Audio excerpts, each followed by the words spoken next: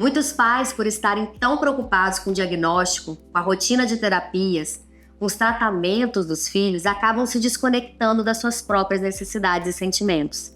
Não praticam autocuidado, vivem em função dos filhos e isso pode resultar numa exaustão, numa irritabilidade. E aí surgem situações de conflitos conjugais que podem até levar à separação, filhos, irmãos que entram na adolescência e começam a apresentar comportamentos desafiadores, julgamentos, capacitismo dentro da própria família, e isso tudo gera muito sofrimento. É sobre isso que a gente vai falar hoje, como praticar uma comunicação positiva a nosso favor.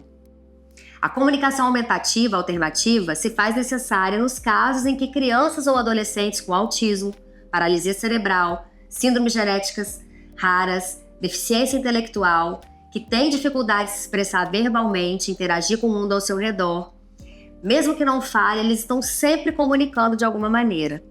E para que isso aconteça, a gente deve buscar estratégias, métodos e tecnologias que auxiliam essas pessoas com dificuldades complexas de comunicação. Eu sugiro que, se você ainda não conhece, que você busque se aprofundar sobre a comunicação aumentativa alternativa. Ela pode incluir desde gestos, expressões faciais, até recursos mais sofisticados, como pranchas de comunicação, aplicativos, dispositivos eletrônicos com síntese de voz e softwares. Hoje a tecnologia está aí para ajudar nisso, para permitir que essas crianças se expressem fome, dor, desconforto, desejos e reduzam as frustrações, as birras, casos de autoagressão, desregulações emocionais. Tudo isso pode ser resolvido com uma comunicação eficaz. Quando a criança consegue se comunicar, os pais conseguem compreendê-la melhor, o que fortalece a relação e evita conflitos decorrentes da falta de entendimento. A criança aprende a se expressar suas vontades, tomar decisões, aumentando a sua participação na vida diária. Outro ponto importante é estabelecer uma escuta empática, acolhendo os sentimentos e focando nas soluções. Soluções para resolver os conflitos de uma maneira a manter o respeito e a dignidade entre todos da casa. Quando a gente passa a observar aqueles que nos cercam, sua forma de agir e se expressar, a gente tem a possibilidade de estabelecer uma comunicação muito mais eficiente e assertiva. Sendo assim, comunicar com assertividade e empatia é uma habilidade que a gente pode desenvolver com treinamento. O principal ingrediente de uma boa comunicação não é falar, mas sim saber ouvir. No caso de filhos com deficiência, é preciso ouvir muito mais do que só com os ouvidos. É preciso observar o olhar deles, o movimento do corpo, as mudanças de comportamento, o sono, a irritabilidade. Nós que não temos deficiência também comunicamos sem falar.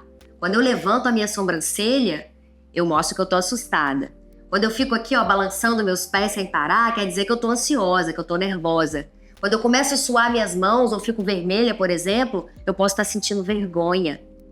Os bebês, eles sentem a energia da mãe e dos cuidadores. E os filhos com deficiência também.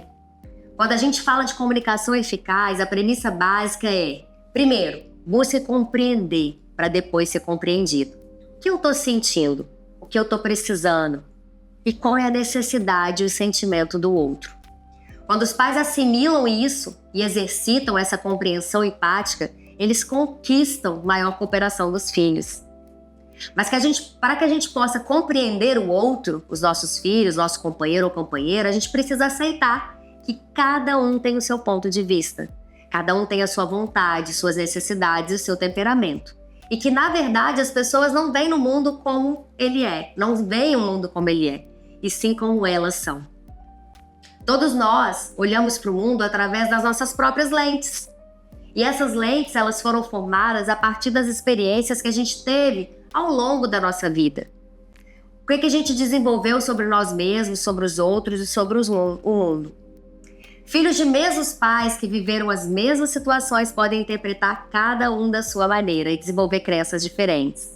Para que a gente possa se comunicar de uma maneira efetiva, a gente precisa desenvolver a habilidade de se distanciar das nossas lentes e conseguir entrar no mundo da criança, enxergar através da ótica deles. E esse não é um exercício fácil.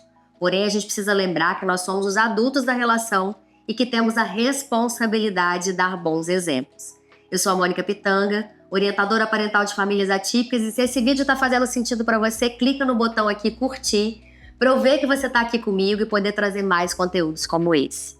Bom, hoje eu trouxe aqui algumas barreiras que podem atrapalhar a comunicação empática, que a comunicação empática aconteça. A primeira delas é resumir a criança ao diagnóstico. Ficar olhando só a deficiência, enxergar somente a incapacidade, a irritação, ficar presa naquele prognóstico médico, no medo, na falta.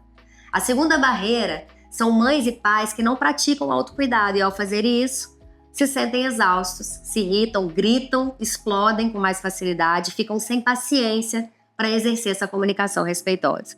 O terceiro erro é levar tudo para o lado pessoal, ou ficar se colocando num papel de vítima e acusando o filho de ser ingrato e de não reconhecer e valorizar tudo que você tem feito por ele. Negar os sentimentos dos filhos também é muito prejudicial. Por exemplo, se a filha está contando para a mãe que ela está chateada por não ter sido convidada para a festinha da amiguinha da escola, ao invés de acolher e validar esse sentimento, a mãe pode, por exemplo, dizer: "Não fica triste não, filha. Quem está perdendo são elas por não te convidar." Nesse caso, embora a mãe tenha uma intenção de fazer a filha se sentir melhor, no fundo, o que ela está fazendo é dizendo à filha que ela está errada por se sentir assim.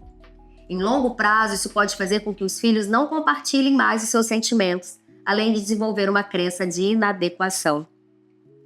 Evite ficar dando lição de vida também. Frases como: "A vida é assim mesmo, nem sempre as coisas são como a gente quer. Você precisa aceitar isso."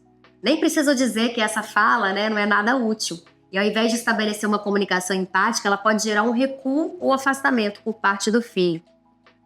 Quando ficamos aconselhando também, a gente está falando a partir da nossa percepção, usando as nossas lentes, e não comunicamos compreensão pelo sofrimento do outro.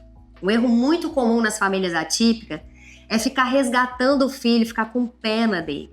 Aqui entra o capacitismo, a crença da incapacidade, que é muito prejudicial, tanto para a comunicação em si, quanto para o desenvolvimento de um senso de confiança no filho. Continuando o exemplo que eu citei acima, a mãe poderia falar: "Poxa, filha, que triste isso. Eu vou falar agora mesmo com as mães das outras alunas. Isso não é justo. Você não merece isso.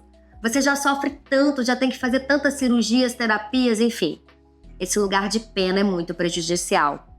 A comparação também é ruim. E acontece quando a mãe ou o pai querem diminuir a dor do outro e ficam comparando os irmãos, por exemplo. "Isso não é nada perto do que o seu irmão tem passado. Olha para o seu irmão, ele sofre tanto e não reclama, e você está reclamando disso?" Como podemos ver, existem muitas barreiras que atrapalham uma comunicação efetiva e empática entre pais e filhos. E a nossa tendência, ao ouvirmos o que o outro nos diz, é fazer uma avaliação imediata, julgando de acordo com o nosso sistema de valores e com a nossa percepção. Raramente a gente se permite realmente compreender o outro, pois esse movimento implica um risco. Ou seja, se realmente eu me permito compreender o outro, é possível que essa compreensão acarrete uma mudança em mim. E a maioria de nós tem medo de mudança. Aqui eu termino esse vídeo, e se ele te ajudou, despertou alguma chavinha em você, trouxe alguma reflexão importante, se inscreve aqui no canal, deixa o seu comentário para eu poder entender como é que chegou aí, e compartilha com quem precisa ouvir.